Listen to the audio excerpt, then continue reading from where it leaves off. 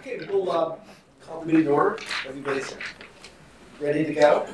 I ask Secretary Kate Mazzella to call the roll. Thank you, Mr. Chairman. Timothy Cowan, absent. John Elmore. Here. Todd Vogler. Here. Glenn Lenahan. Here. I am here. Dennis Murphy. Present. Susan Swartz is absent. Denise Wilson. Here. TK Adebayo. Here. You have fun. Thank you. Denise, can I ask you to read the mission statement for as you start reading? Absolutely. SUNY Erie Community College meets the needs of a diverse student body and contributes to regional economic vitality by providing high-quality, flexible, affordable, and accessible educational programs committed to student success. Thank you. And before we begin, I wonder if we could just pause for just a moment or two to wish the best for everybody in this holiday season and just the best for our families and friends.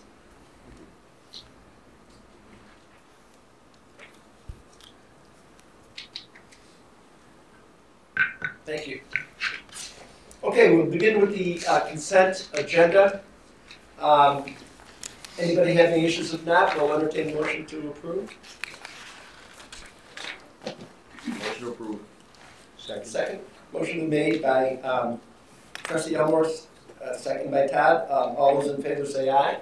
Aye. Opposed? Okay. Item is approved. Consent agenda is approved. We will begin with the committee briefings. Financial health, Tim is not here. Is Penny here? Yes, I'm here. I know we didn't have a big agenda. We had a few items, but would you like to? Yes, I'll go over them really quickly. We did have actually a very brief meeting.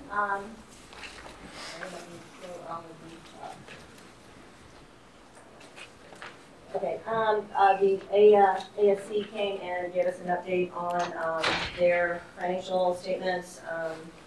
They continue to work hard to try to generate revenue and manage the funds on the auxiliary services side of the house. The other thing that we are trying to find the things we've got to approve, things we don't have to approve.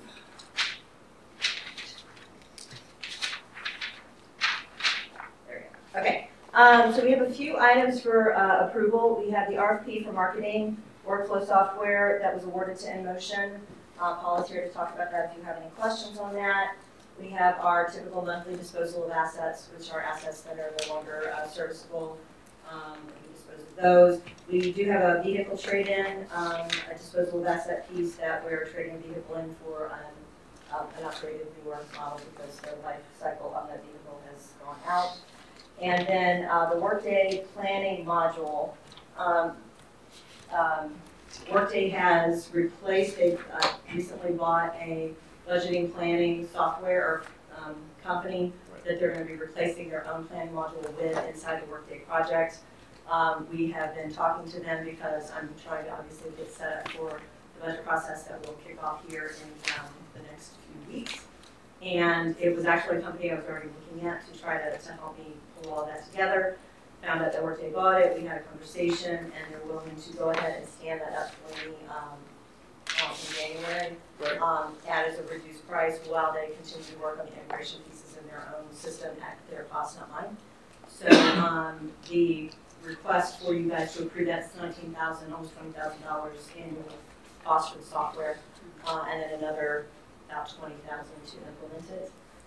So I just wanted to go ahead and get that on the agenda, get you guys to go ahead and consider approving that so we can get it stood up in January. And what it will provide for you all and for us, it provides a much more robust insight into the budget creation. It can create scenarios, it can do analysis, and as we continue to build the functionality in it, we can do 3-year rolling models, which are the things that we were talking about, and really look at forward planning for our budgets to get a little more control over kind of how we plan against the enrollments and pieces like that.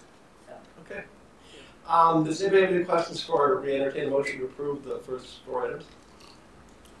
Motion. Motion made by TK. Do I hear a second? Certainly. Did he second it? All those in favor say aye. Aye. Aye. Opposed? Those first 4 items are approved. Thank you, sir. Okay. The other items that are just for our information, any discussion, any comments? I don't think, unless you guys have questions on them, there wasn't anything in particular on them, that it's just all of the updated financial data. We're trending kind of how we thought we would trend at this point. Okay. We continue to watch that on a monthly basis and do the analysis. We're getting ready to put the first quarter financials together out of Workday to share with the county as well. We promised them that we would do that, so they can kind of report out to them their own people and can see how we're trending and tracking. Thank you. Good. Okay, we'll move on to policy and governance. Chair Masiello. Thank you, Mr. Chairman. You see, we had a number of policies that, after a lot of work for many months, some come sooner than others, but I'm pleased to report that we're making steady progress on instituting evergreen policies that will help the college advance its mission. So the first one is the sexual harassment policy. It's a managerial policy that can be found on page 288. This applies to all employees, applicants, interns, contractors, persons doing business with the college, and it states that we're going to comply with all federal, state and local laws related to discrimination and sexual harassment. There is an Exhibit A that is the sexual harassment complaint form that people can file that can be changed from time to time as needed. You know, the policy is just to codify our desire to ensure that we are free of discrimination and sexual harassment in the workplace. Anybody have any questions on this policy? Want to take these one at a time? Well, I'd like to move this policy forward and thank the committee for all its work and the HR department and everybody who's contributed to it. Should we take one individually and move them as you? That's what I'm Okay, that's fine. You want to do it? So I'll entertain a motion to approve the sexual harassment policy. Trustee Elmore has made a motion. Denise has seconded. All those in favor say aye. Aye. Opposed? Great. The next is the disclosure of conflict of interest policy. This is a managerial policy, and this really just spells out those relationships and asks or demands that employees and people doing business with the college disclose their potential conflicts and current conflicts. We want to ensure transparency and protect the reputation and the public trust, reputation of the college, and promote the public trust. So this is applies to potential financial conflicts as well as personal conflicts. And it's really just a disclosure requirement so that everybody understands the relationships that exist. There was a lot of discussion in committee, and this has been before us. We've dealt with this since June. Yes. So we've been at this for a while, and we think we came up with something that is adequate and to our needs. So does anybody have questions about the disclosure of conflict of interest? Any questions? If not, we'll entertain a motion to approve. Motion made by Trustee Tolmer, seconded by Trustee Elmore. All those in favor say aye. Aye. Opposed? Telecommunications. Great. So this telecommunications policy, also a managerial policy. We want to explain that SUNY Erie recognizes that telecommuting is an option for folks. It's not a requirement. It's not a demand that employees can make. But through this policy, we lay out the guardrails that govern those decisions that are made by management in tandem with the request from an employee or a potential employee. Some of these jobs that will be coming online in the future will really require, perhaps, online telecommuting. So we're looking to maintain our competitiveness in the job market and to give this option when it is suitable for the college and for employees and management.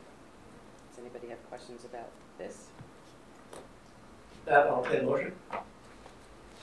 Trustee Elmore. Aye. Trustee Tolmer, seconded. All those in favor say aye. Aye. Item is approved.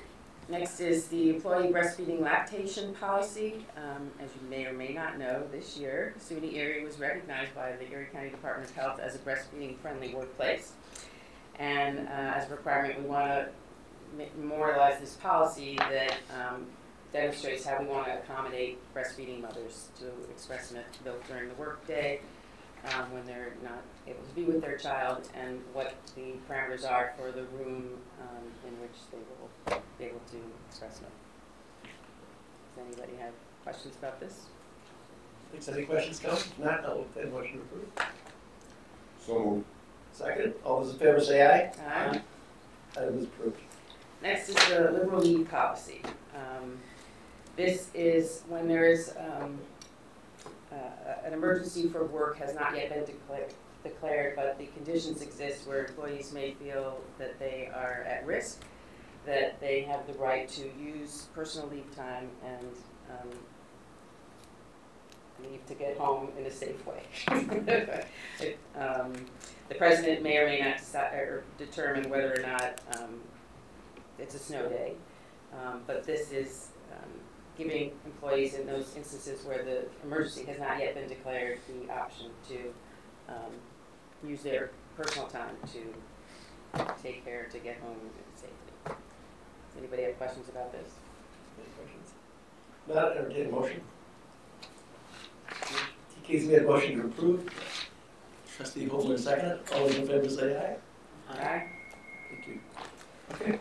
Also in your packet are the minutes from our October 12th meeting.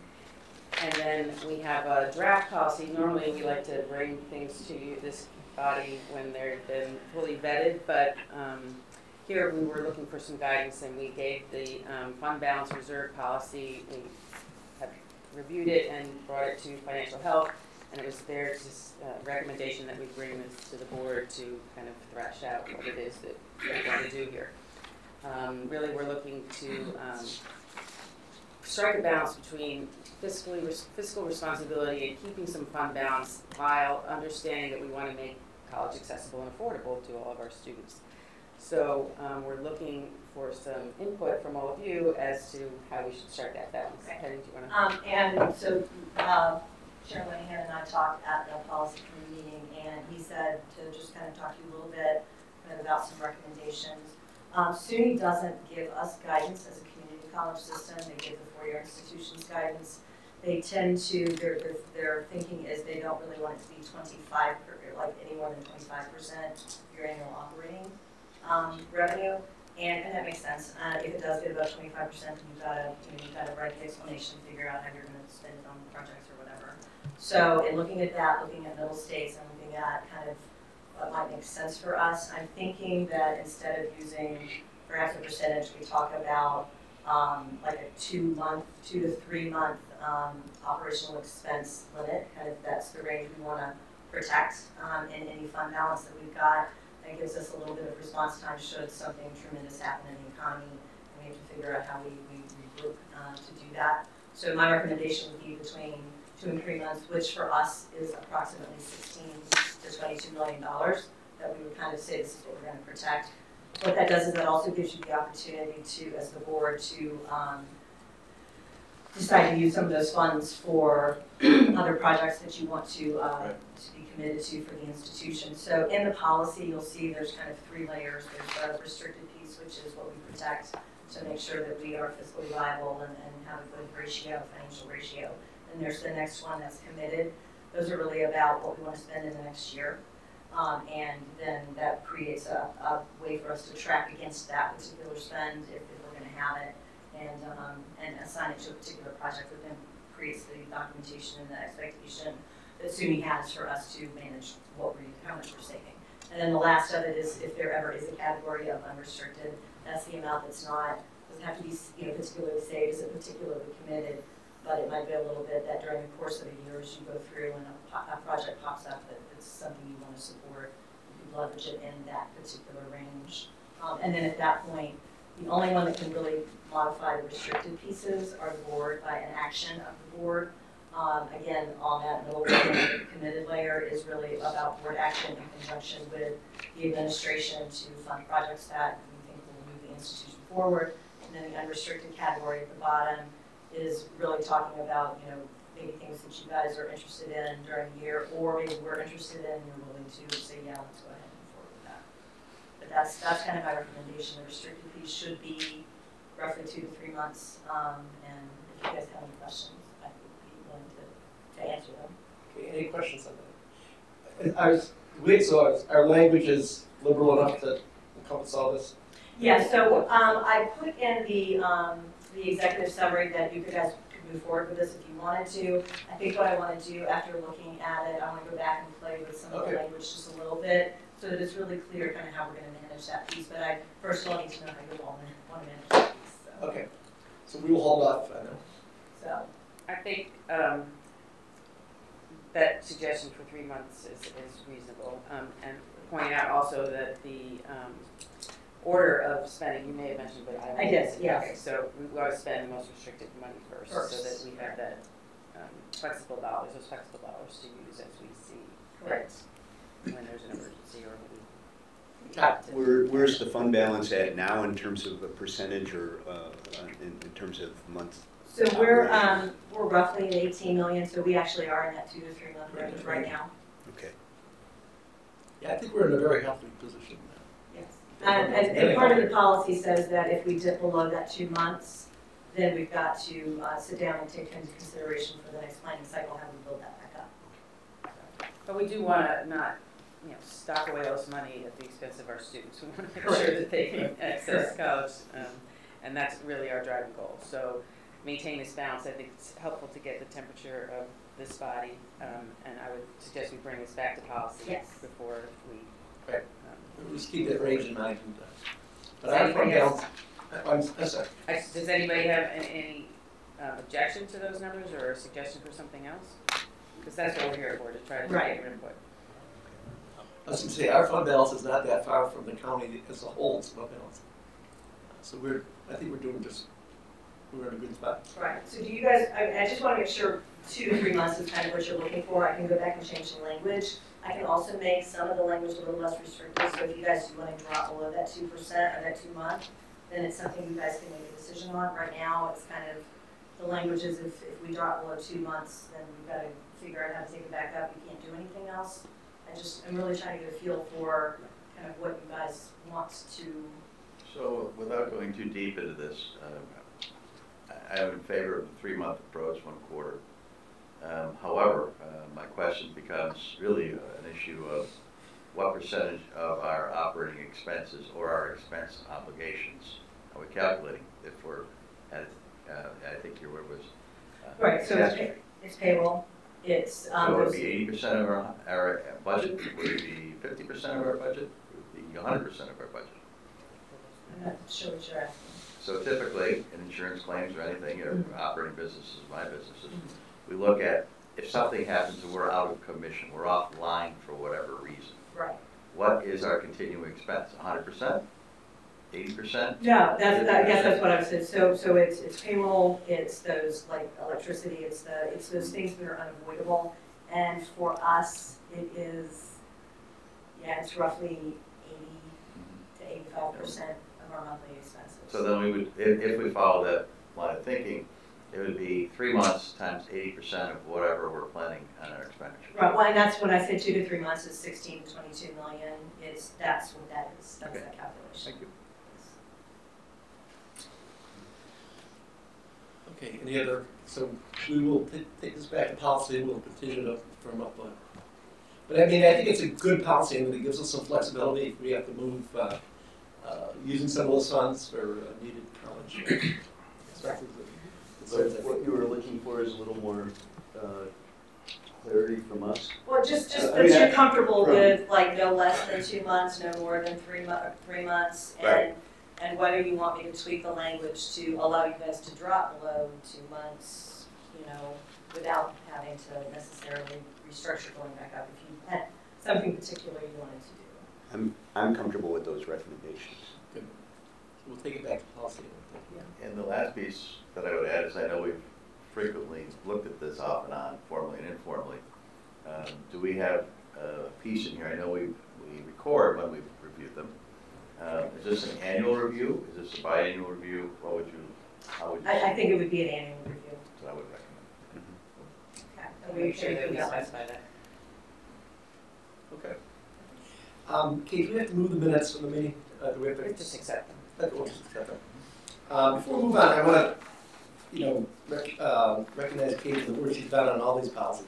This is almost a year-long process, maybe longer. And Kate's leadership on these things are just invaluable, and the time and the painstaking detail that goes involved. It's important we recognize that, so thank you. Thank you. Okay, Kate, so we got advancement next. Yes, so institutional advancement met in October. You have the minutes from that, and we'll just ask you to accept them. We have some upcoming events. Mike, do you want to speak to the Irving Thomas Holidays event? Yeah, and maybe just a quick note on, we had our foundation board meeting on Tuesday, and they just keep, they reiterated how much they appreciate the fact that the advancement committee was created, because it's an opportunity for the college and the foundation to continue to synergize much better. So there was a lot of conversation around it. The chairman was at the meeting. They're really appreciative, and I think it's helping us move the institution forward. Can I ask how we are with the MOU with that?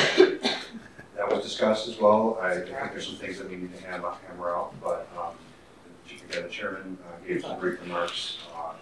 We're close. We just need to hammer it out. And then just one real quick announcement before the holidays. Tomorrow is the Thurman Thomas Family Foundation's Holidays event here at the college. It's sort of a red carpet event. It's fun and festive. They did very well in sponsorships. We're close to a sellout. If you still want to go, there's a couple tickets left. There's a lot of NFL players, former and current, that are going to be there. So it should be a pretty exciting event. And just as a note, it doesn't start till 8 o'clock at night. The staff at the college has been tremendous in working with the organization. They brought in a professional fundraiser to help them raise money and run the party. So if you're still looking for tickets, they're available, but it should be a great event, and I hope to see many of you there. Just to follow up on that, the event is partly to fund at least 3 full ride scholarships for African American students, and we partnered with Thurman earlier this month to do that. So it's something we're looking forward to. And we want to thank the staff, and especially the Culinary Institute, the culinary folks who, again, go over and above and are always, we tap them a lot, and they really do an amazing job for the college and help promote not only our school and the great skills that they get when they graduate here, but treat people to a world-class event. So we want to thank them for their good Absolutely. work. Great event. Okay, so we'll move on to strategic planning and assessment. Thank you, Mr. Chair. Good morning. 2 items to report. First of all, we're receiving the minutes of the strategic planning meeting minutes from August 15th. And second is the next meeting of the strategic planning is scheduled on the 9th. And part of that discussion is confirming the reduction in frequency of our meeting cycle throughout the year. And that will be on the 9th, and we should have a final listing of meeting dates for you at that time. Thank you. Okay, thank you. Okay, we'll move on to student success and diversity. Susan's first not here, but Denise is. Would you like to? Absolutely, thank you, Chair. We had our meeting last week, and I know we have items on the consent agenda. Rick, do you want to go over them? There are 9 programs that we are putting forward. Advisory boards, a couple of them didn't have advisory boards in the past. And so there's about 75 people on our 9 advisory boards. I'd like to highlight the Perkins grant. It's about $832,000. It's supposed to go up next year, and then hopefully it'll be around $900,000. The second item is the Westminster Foundation. It's the 4th year, and it's about $155,000. And I'll wait until the next items to go forward. So you want us to move approval on the first? Okay, we'll move items 1 and 2. Denise? Motion made. Second by Tad. All those in favor say aye. Aye. Opposed? Items approved. And we have the approval of the nutrition technology. They were here in September, and we got accreditation through 2025. We're very excited about all of our allied health programs. Went through accreditation, 4 or 5 of them, and we are up for another couple for 2026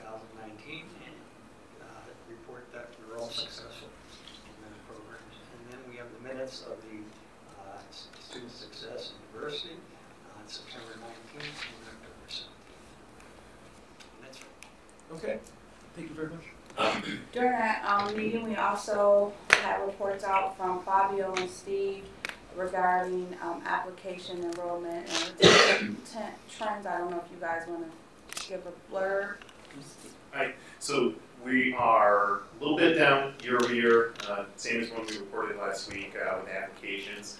The focus right now, as always, is targeted outreach to new applicants, and we're going to do some new stuff for outreach to incomplete applicants this year to help those students accelerate through the process here. Enrollment registration really just kicked off here, so we're building our reports up and getting that data infrastructure ready for us to start monitoring that, but it's just really just opened up, so there's not a lot to report there. From an enrollment management perspective of just important projects that we have going on, we've completed phase 1 of our customer service improvement plan here, which was several hours of lynda.com training for all the enrollment staff, from myself down through every office there. Phase 2 and 3 are pretty much underway at this point right now, where we have quotes in the process, and we're really ready to move on a pretty extensive training and process review that is going to be done through workforce development. And we are also forming and we're in the process of selecting our membership for our student experience group here that's really going to focus on what we've talked about here being the year events, so that we can make sure that our front-end people are making good referrals to students to get the help that they need. Okay. Thank you. Excuse me, not doctor, but Tracy Archie, she was not available for the meeting, but she did report that the Diversity Advisory Council had met and is working on their creating their structure, and that the race and equity and ethnicity study they will review that study, and it will help direct their mission. And we should have some more reports out coming soon from that council. And I think that's it. I think Dr. Clark, do you want to add something? Did I miss anything from that? I would just add, I know there was some concern about us for the Summer Success Academy and finding that, and I would just add that Penny Howard has operationalized that program. She's put a significant amount of resources toward it, so we will be able to learn that in the summer. So thank you. Thank you. Thank you for asking for it. All my dimples are showing. And I think that's it, Chair. Okay, thanks, Denise. Okay, report of the chair. So I'm going to report a number of things we've been doing. First and foremost, I want to say that last Thursday, I represented the board at the opening of the Citibank common area, their sponsorship through the foundation. It was just a very positive event. Dan and many people in this room were there. And, you know, there's right in the common area, there's a place for people to apply for employment with Citibank. So it was just a very nice 10-year commitment, $200,000, and I just thought it was great. Mike, it was great work.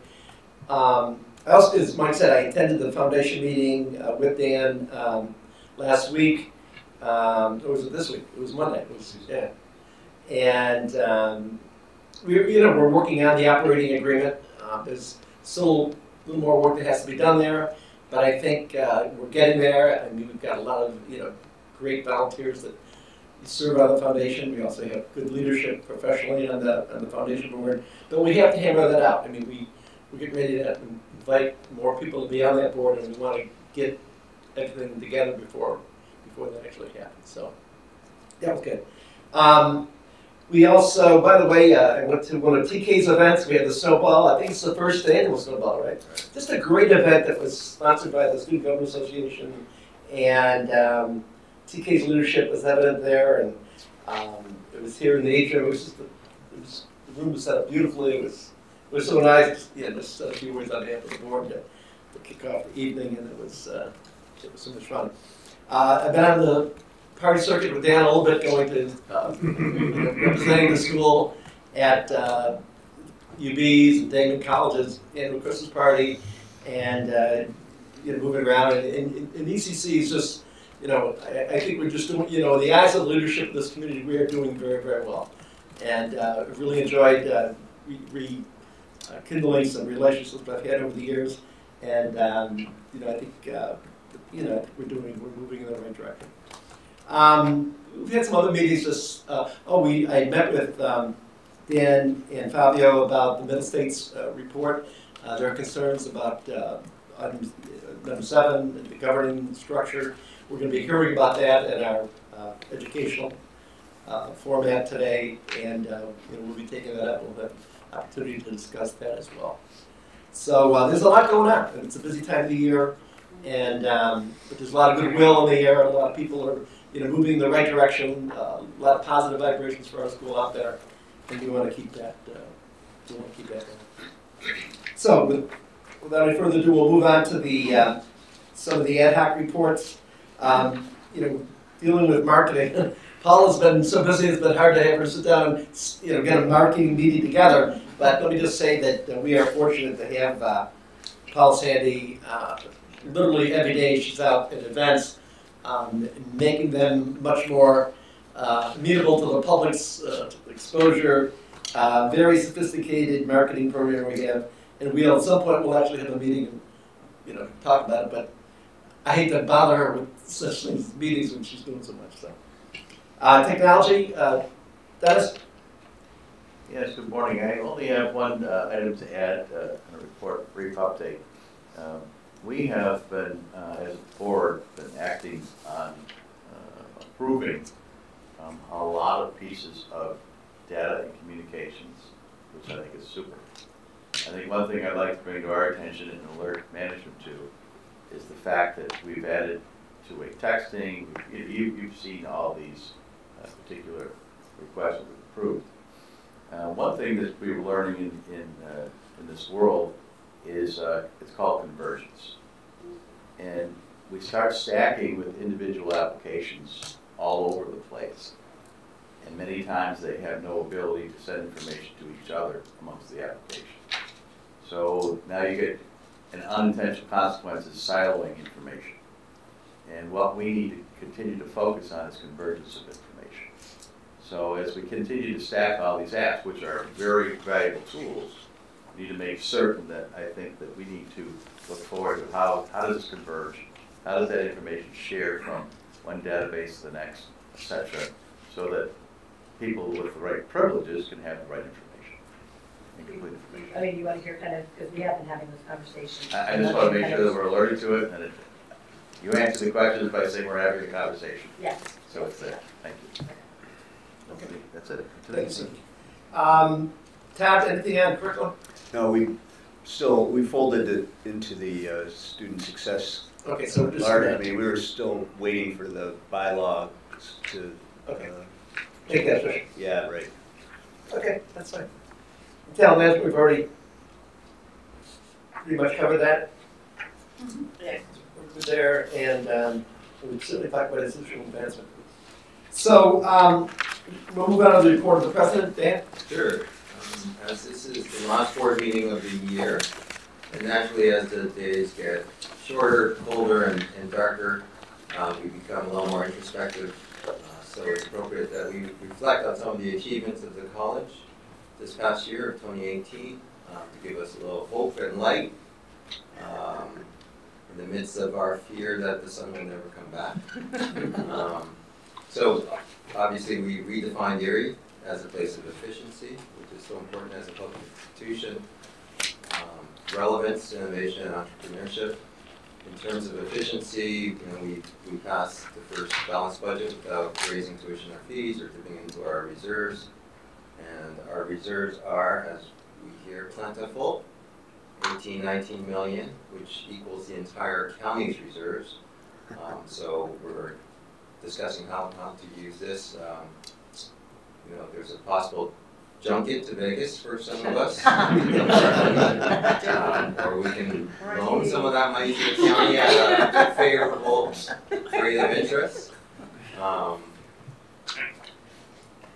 In terms of relevance, We were very excited to have our first cohort of students at Northland Workforce Training Center on the east side.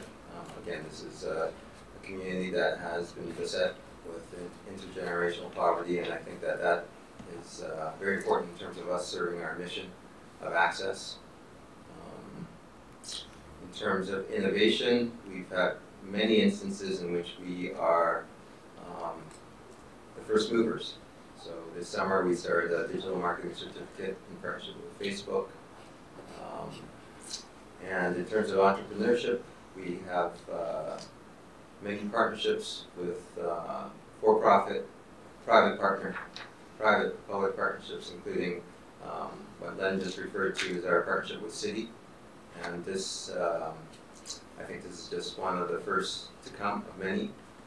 We also had a business innovation event a few weeks ago where we had, I think, almost 25 employers.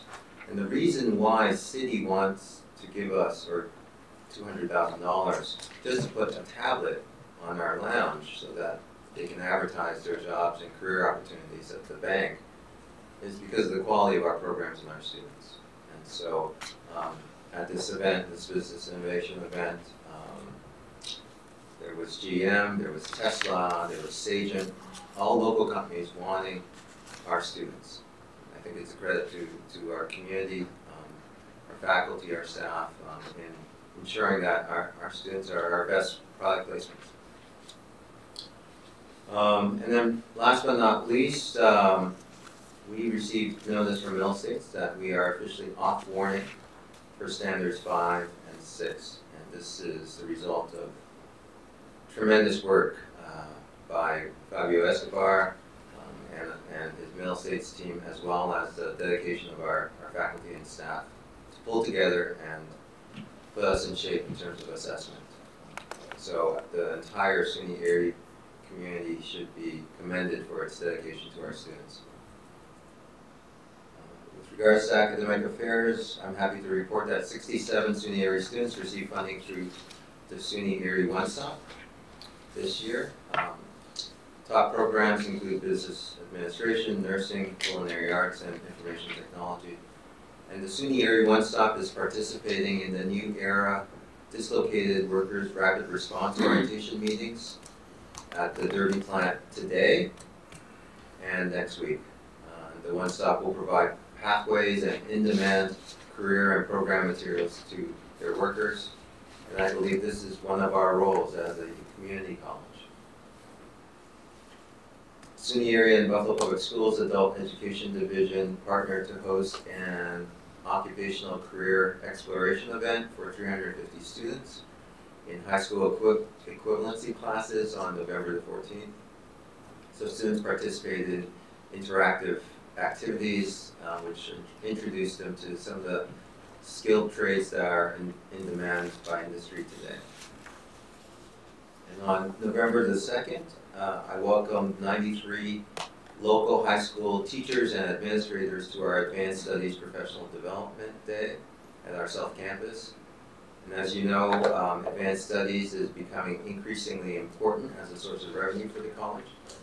And so with a view to increasing student success and continuing to move the needle on our SUNY Excel goals, we met with Buffalo Public Schools Superintendent Kreiner Cash, Rick, Deb Schmidt, and Kreiner's team to provide advanced studies for Buffalo Public School students. We think that that will help them get a little more confidence, get them a leg up in terms of credits, college credits, for when they attend SUNY Erie. So Deb Schmidt was able to identify some potential funding for concurrent studies for high school students.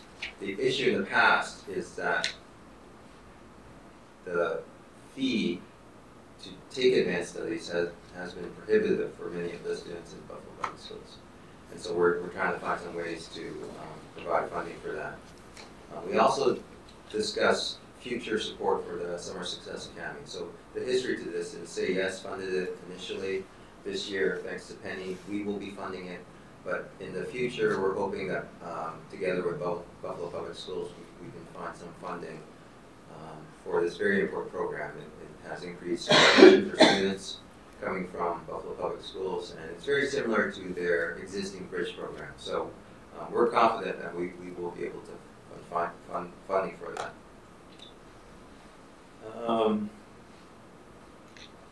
In terms of student services, 43 students were inducted into the first class of the SUNY Erie chapter of the National Society of Leadership and Success on December the 6th.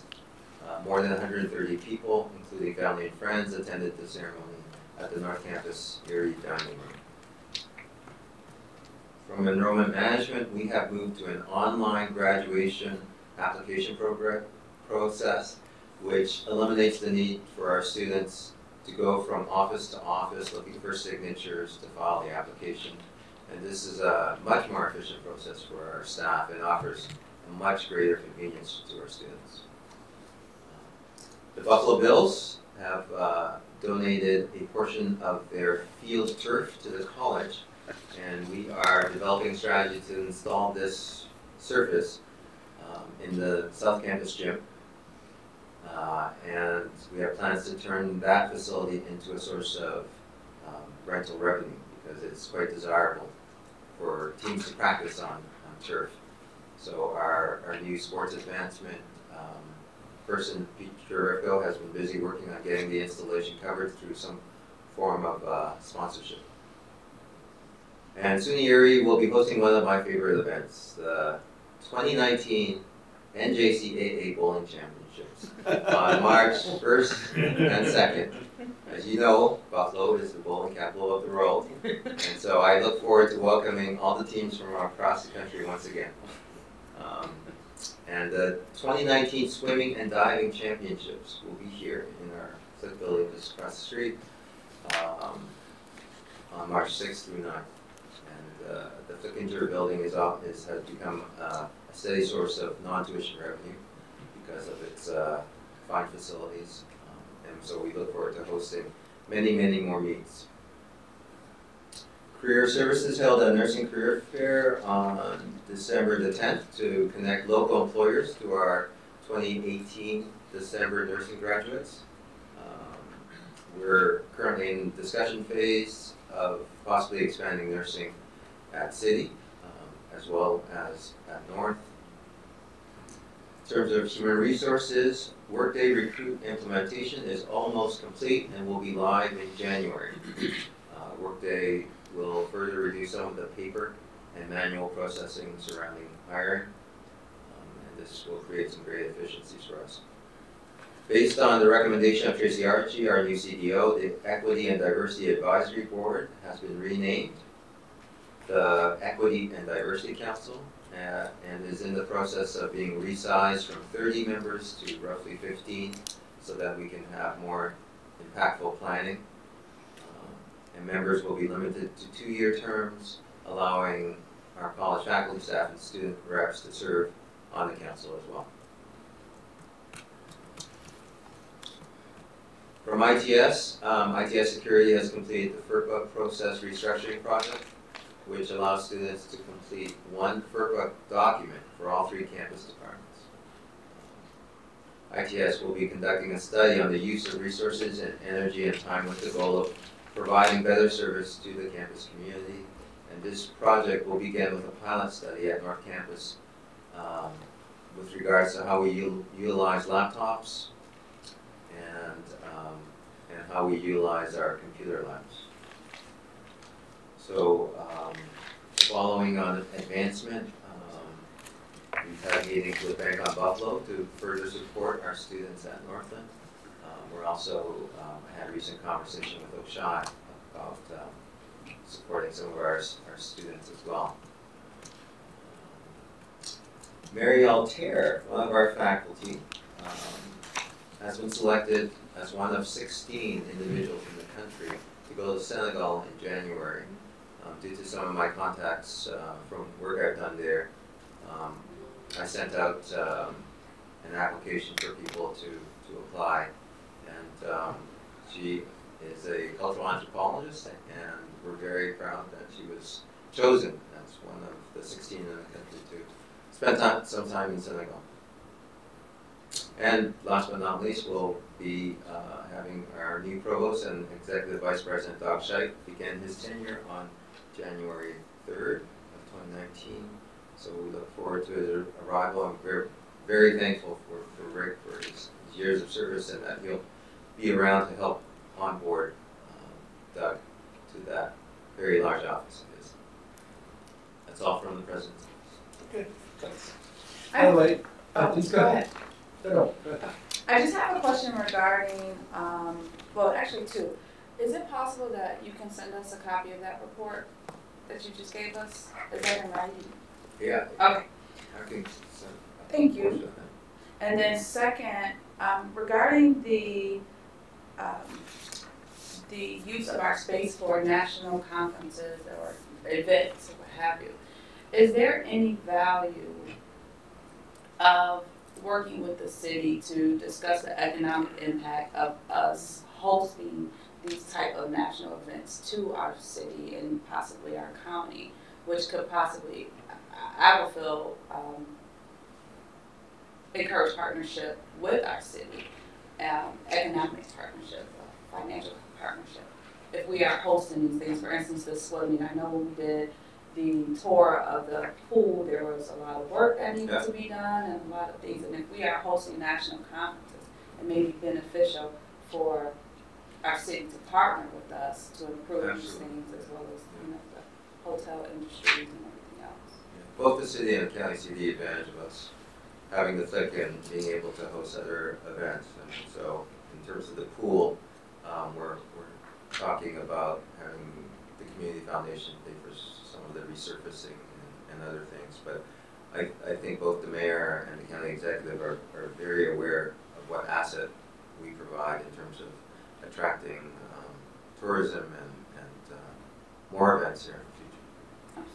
It would be helpful though to quantify the economic impact for us too, to be able to say around the community what we're doing. Yeah. The sports commission that Isabel from Ag does that on an annual basis. So if we can get that information, great. Okay. But it's one event, TK, I'll get right to you. I just wanted to point out one event I forgot to mention. It was the college's holiday giving party they had. I don't know if you were going to mention that or not. It was a week ago Friday, and just all kinds of food was donated. People brought canned goods, and I forget how many families benefit from that, but it's to support our own students and those who need our support during the holiday season. But it was just a very uplifting event, very well attended, and just want to commend everyone who had something to do with organizing that. It was just a great event. So I want to thank everybody for that. Well, I'm glad you mentioned that, Len, because we had 12 days of giving that started with Giving Tuesday. We raised about $8,000. We also had a group go to Mount Olive Baptist Church to serve Thanksgiving meals. And so, yeah, there's many, including the food drive. It's just wonderful event. Okay, TK, student report. Oh yes, I want to ask one question to the president. How's the rollout going for Student Year Cares? How's that been going? I think you've seen some of those things where we're making it easier for students in terms of just one stop and getting. I think it's been going well. Absolutely. Yeah. Thank you. Great. So, student trustee report. The Student Government Association is currently in a time of learning and evolution. It's been quite the robust change in the team. We have some people moving on very soon, but we're excited to bring in some new people. We had some very exciting opportunities. We're starting to get recognized statewide, which is awesome for SUNY Erie. So my team was able to go to Student Assembly Conference in Albany and actually learn directly from President Obama's Chief of Staff, former Chief of Staff, which is amazing. I was asked to sit on a panel in Syracuse, New York, talking about working with leadership in the college as a student and how do you get to an end goal. And this is very exciting because, to be quite frank, SUNY Erie, regardless of our size, has not always been recognized throughout the SUNY system for being kind of forced to be reckoned with. So things are changing. I want to say a few things I'm really excited about. So in Students' Success and Diversity, we're pushing back the ad drop date with the help of Vice President Smith. Very thankful for that. as well as giving space for students, at least at city campus, to have a space that's not the contemplation room, that's not the library, that they can go study and really be on campus and make SUNY Erie their second home, which is huge, because it really should be that way. I do want to mention a quick story. I was sitting upstairs in the cafeteria, and a woman, student, approached me. And at first I was very afraid, because, oh no, they saw me, you know. And I don't want to get emotional, but it was very profound. And this individual came to one of our events over the summer. Tears are already coming. And she has been kind of involved in coming and really becoming more a part of our community. And she told me, she said, listen, I've been a manager at this fast food restaurant for many years. No one's ever taken me seriously. I go home, my children always are disrespectful to me. And coming to this college, my boss wants to move me up. Doesn't even have a degree yet. And I come home in school clothes versus my fast food clothes. And when I tell my kids to go to bed, they go to bed. And if that's not what we're here to give the opportunity to, I don't know what we're doing. Our institution is such a shining beacon of hope in this community. And if we can't promise the world, at least we're promising the opportunity for a better tomorrow. And I want to thank everyone for the job they do. And I never want to see anyone in this institution take an aggregate approach to students unless dealing with data. Every student in every life means so much, and we're moving so forward. And if we just continue to be student-centric and to be focused, then we've done our job and we've won. So thank you again for the opportunity. That's all I have to say for now. Thank you. I'd like to add that TK's commitment and passion as an advocate of students is not only recognized here, but throughout the SUNY system. SUNY student trustee Michael Braun actually named TK the best student trustee of all.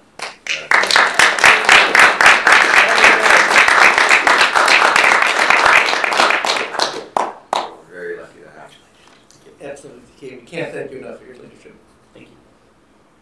Okay, our next is the affiliated entities report. So, anything? Just that we had our organizational meeting of the ASC board in November, at which elections were held and the board elected a new chair, so we now have Dorothy Johnston from Culinary as the chair of the board. Okay. You know, I missed what Kyle said earlier. Colleen couldn't be here today. Is somebody representing Colleen? I'm here. Oh, I'm sorry. You're in. Hello. I'm Kimberly Klugman. Kimberly. I was saying secretary representing Colleen Clinton, Senate chair. Sure. So in an effort to remain informative and transparent, she wants to update you about items that discussed at December College Senate meeting this week. Focus on SUNY Erie ILOs, the new at-large membership of the College Senate, scheduling task force, the placement testing task force, assessment task force, and the guided pathways movement and paper issues. There was an announcement addressed with President McCoy, reinforcing Erie initiative of efficiency, relevance, innovation, and entrepreneurship. President Dr. Herboy mentioned about Professor Mary Attell. Congratulations to her. Middle States team followed up with additional information about Standard 7 and governance. The Middle States team will have a draft by the end of spring 2019. And we'll send it out spring 2019 for the Middle States first draft. The report is due October 2019. They will be working on a handbook outlining institutional effectiveness, and that will be completed by February 2019 in a draft. The college will also keep the college updated on the exciting developments happening at SUNY Erie. The General Education Committee has created a universal rubric for ILOs, and they were unanimously endorsed by the College Senate at the December meeting. Rubrics are attached in the College Senate website, as well as the General Education website. Contacts are Erickson Nillens and Bill Voss. The 3 approved at-large members new to the Senate are Jackie Boseman, Thomas Webb, and Jason Perry.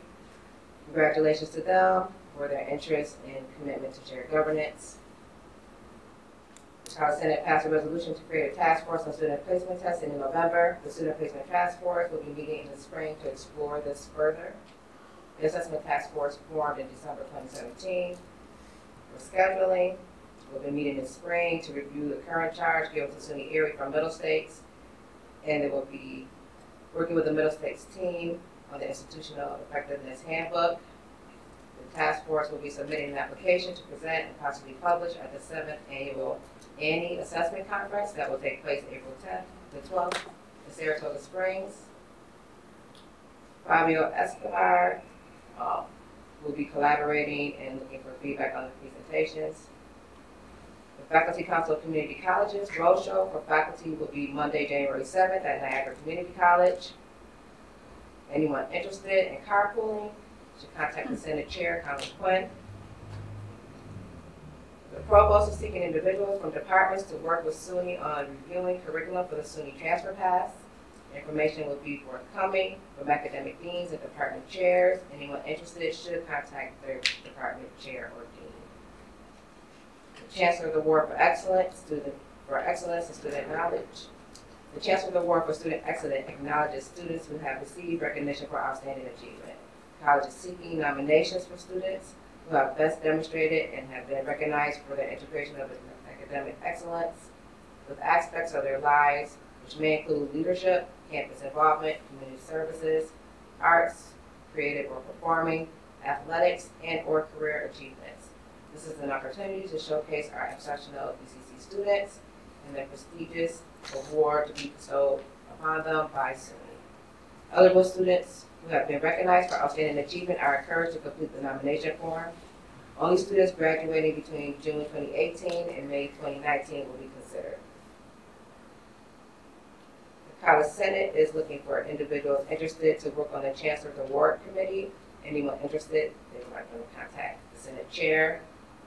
Academic Roadmap Task Force completed its information tour on guided pathways, looking for interested faculty and staff to join them in the reading of the book for the book club on the movement to be discussed at future meetings. There is information in the College Senate website. The contacts are the college librarians at the 3 campuses, Ryan Grimmer, Tahira Sonobi, and Carrie Owens. They have the books available for all faculty members and staff at the college. And the paper issue, as discussed at the Senate meeting, the paper issue has been resolved and duplicating will not be closed the last week of the semester in order to better service students. If anyone is still having any issues or difficulty obtaining paper, contact CFO Penny Howard. And the next College Senate meeting is Tuesday, February 12th at 2:30 and B207 at North Campus. It was a very comprehensive report. Any questions, any concerns? Okay. Thank you very much. Yes, yes. If I could go back to item 8 of the entities report, I'd just like to bring to your attention, I know I received this as part of financial health, but the updated exhibit for the Auxiliary Services Corporation, which is our not-for-profit entity, is updated and has their goals and metrics, performance metrics that should be in the record that we all have that addresses child care, food service, bookstores, business office, and college support and long-term vision. Thank you. Mike? Yeah, I wanted just to bring note real quick that the Foundation's donor list is in your packet today. And I just had a real brief update for some activities.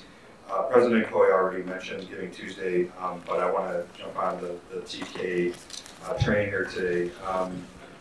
TK worked with the Foundation to engage students as we continue to try to create a culture of giving within the institution. The students, SGA, set up tables at each of the campuses. And while we did not meet our overall goal for the event, there was some really good, excuse me, silver linings. And that one was, we had a 750% increase in student giving from last year to this year. And it wasn't really about the dollars for us, it was more about how do you show some care for your fellow students. People were giving cash, they were giving change if they had it. We worked with marketing to offer some swag. One lucky student won a laptop, courtesy of ASC. So again, I just wanted to demonstrate that that is a college-wide effort. That's a community effort we pulled together and we had some great successes. In addition to that, we had a 107% increase in alumni giving. We made sure we pushed that out to our alumni list as well. And working on that list, currently we have about 9,000 verified alumni addresses for emails. Working with the registrar's office, we are closer to 80,000. We'll be using that moving forward in the future.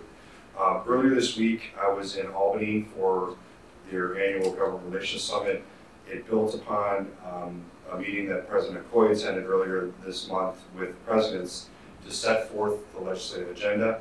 We'll come back to you with more specific information, but the community college agenda at the state level this year will be seeking stabilization of base aid, much like what the four-year colleges get. And in addition, the per student FTE increase. If your enrollment grows, you still get the FTE increases. If your enrollment declines, you stay where you were, either on a running average of the past 3 years, or if last year's budget was higher than that running average, it goes to the higher one. So we're cautiously optimistic. I think SUNY's done a pretty good job of working with the governor's office this year, so they seem to be more in tune. But one of the messages of that meeting from SUNY Board of Trustee Chairman Call was that they want us to engage our boards at the local level. They're discouraging the Albany trips. They're really saying, let's talk to people here on the ground using the kinds of stories like TK just talked about, right? How do we help them understand that the per student FTE helps us? Sometimes they showed us a graph over the last 10 years, there was only 1 year with that FTE increase, maybe two years, where that FTE increase actually helped most community colleges. So we're not alone in this environment right now. The economy's good. That means, unfortunately, business is not that great for us. So we will provide the board with information so that we can leverage your contacts and your connections to help fight for budget stability. On the foundation side, our assets are about $5 million. For the past 6 years, we've had 2 separate financial managers managing $5 million. It's not a best practice, so I just wanted to alert the board that we will be putting out an RFP to engage a new financial group. Currently, we have KeyBank and Royal Canadian, I'm sorry, Royal Bank of Canada. Royal Bank of Canada. And so if you do have people that you'd like to see us send that RFP to, please alert myself. Some good news on scholarships. We had 4 new scholarships come through in the past 2 months, one of which is a $25,000 endowed scholarship that was a partnership with the culinary faculty. They have some leadership roles in a local culinary group, and they have committed their first $5,000 to that, and that is targeted at minority women in the culinary arts. We had an anonymous endowed scholarship come through recently. That will also be a $25,000 scholarship, endowed scholarship. And then there's just been a couple other good news stories in that regard. That's it, unless anybody has any questions for me. I just wanted to add that as our proposal for SUNY community college funding is in process, it would be helpful for us to talk to our local New York State senators and assembly people instead of going to Albany, because we have a lot more time with them here. Last Friday I met with them and to advocate for supporting this funding proposal. The big difference in the funding would be having a stable floor that we can plan with, because traditionally it's been based on FTE, and so that fluctuates all the time. We think this will help us stabilize and plan for the future. So if there's anything you can do with our local New York State Assembly people, it would be very helpful. Okay, thank you. Any old business? If not, we can move on to new business. Anybody have any issues we need to discuss? I don't believe we need an executive session today. I don't think. So we do have a presentation set for 11. We're a little ahead of schedule. I wonder if we should take like a 10-minute break, and then we can follow the executive review. So we'll come back, 25 after. How's that? Thank you, people that are leaving. Thanks so much. Enjoy the holiday season. Yes. It's been a great year. Let's keep it going. And is anybody taking the lead in organizing visits to the local legislators? Yeah, we had a big meeting on Friday, but I don't know specific relationship you might have.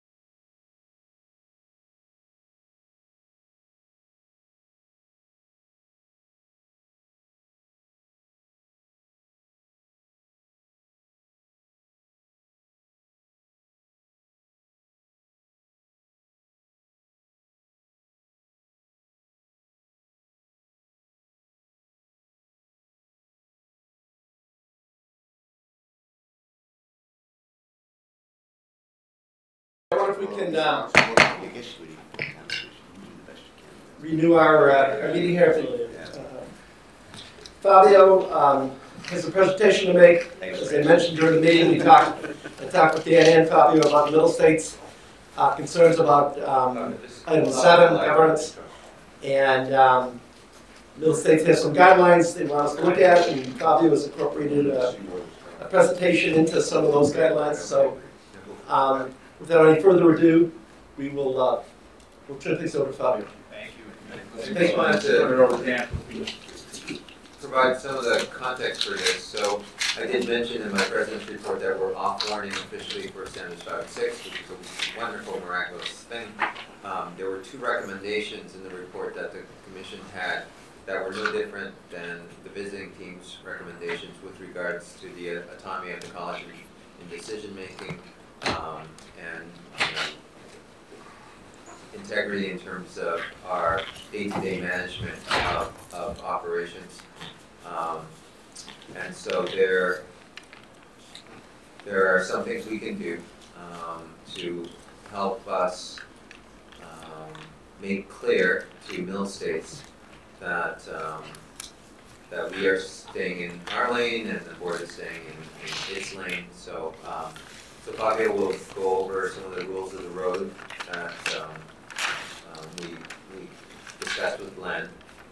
And it so happened that Fabio recently attended a conference of Middle States in which Sean McKittrick, our Middle States liaison, presented a slideshow on good governance. And so he will be presenting most of the slides just from that. And so this is what not only he, but the Middle States is looking for with regards to Senator 7. We've already had conversations with the county, so there's a joint group that get together on a regular basis to discuss collaboration between county and college. And at this meeting, we discussed with them what are some of the ramifications of these recommendations.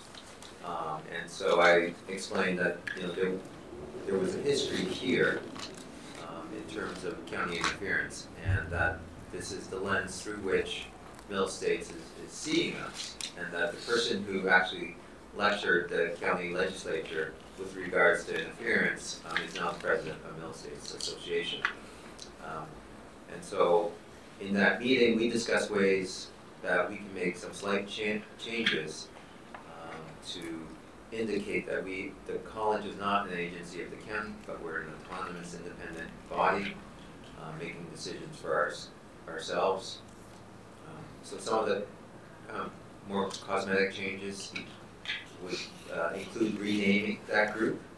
I think we came up with something like County College Collaborative Coordinating Committee. C4, because of the explosive impact we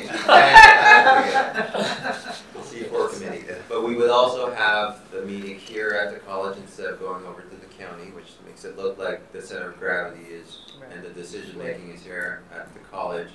My office would be sending out the agenda and requesting agenda items.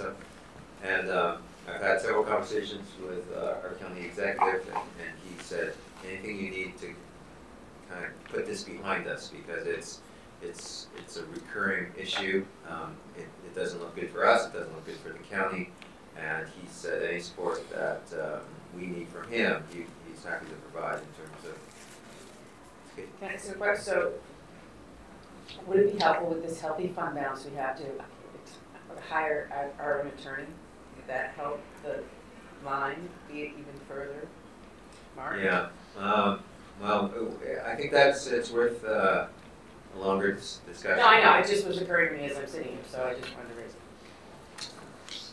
it. I think, given the history of our previous college council, it's kind of fraught with, including with our unions. We felt that was unnecessary, and then it's also the county doesn't necessarily see the role or the need for one either. Okay, I just conversation was with them. thinking it was another way to. I think it's a good idea. I actually think it's a good idea, but I think that there are interests at the college and at the county that would prefer us not to have our own council. That's just being frank. But I think that's something we should probably think about. Yeah. Well, and I will say that Leslie and I work pretty closely together, and so a lot of the stuff that we do, if there seems to be a conflict having, that they'll outsource it. Okay. So we are trying to kind of make sure that that separation is provable. That's what I was gonna say, so we're tracking that information so that we can in fact show that. Yes, yeah, it's not perfect yet, but we're getting there. Okay, thank you. So I'll just turn it over to Fabio to present his report. Thank you.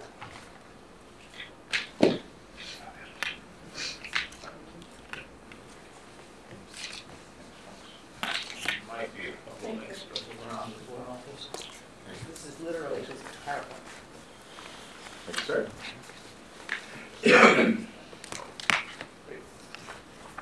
Thank you. Thanks for your time today. I know that accreditation isn't always the sexiest topic, right? But I think I was very encouraged in this process in particular by seeing how this board responded to the challenge on day one. The day of the meetings in October, and also the follow-through in building the board's institutional response. That we believe, and we've heard this from just sort of through the grapevine, it's something official, but we do believe that that institutional response from the board was essential in keeping us off of a continued warning or worse. So thank you very much for your effort so far. What we want to do today is continue that conversation about autonomy and Standard 7 in general. What we'll do is we'll take a look at these 4 areas. We will review the best practices guidance. Sean and Dr. McKittrick and Schneider, they put together a guidance presentation that just happened to be perfect timing, as the President pointed out. That presentation focused on guidance from the Association of Governing Boards and also from Middle State's own experience with recent visits. So the guidance that I'm about to pass along to you is garnered from those 2 bodies. The AGB is probably the preeminent governing board association in the United States. Obviously, we rely more heavily on the ACCT as is appropriate for our sector and our mission. But the AGB has been doing this longer, and I think has a richer body of literature to an extent. And so it's usually what Middle States uses when it talks about governing boards. We'll also review the state of local and a couple of the larger SUNY community colleges and how they do board governance. We'll review committee structure and meeting frequency as well. And then we'll do a quick review of the institutional response that this board filed in October, and then talk about the action plan and next steps. So what you'll see is a couple of style differences. I actually didn't want to change Sean's slide deck, so I just slotted those slides into mine. So we'll go back and forth a little bit between those. This is how you'll know that this is coming directly from the commission as opposed to guidance from IRAP or from the administration. First, we began by laying out the outcomes of the presentation itself and focused on those elements of Standard 7. So what he did is he broke down Standard 7 into elements. There are 6 elements in the standard, and he went through and reviewed the best practice guidance for each of those elements. This is the actual text of the standard. What Middle States does when they do this kind of guidance presentation is they focus very tightly on the language of the standard itself. What they try not to do is give us a checklist. They are actually, at this time, working on such a checklist for institutions to use.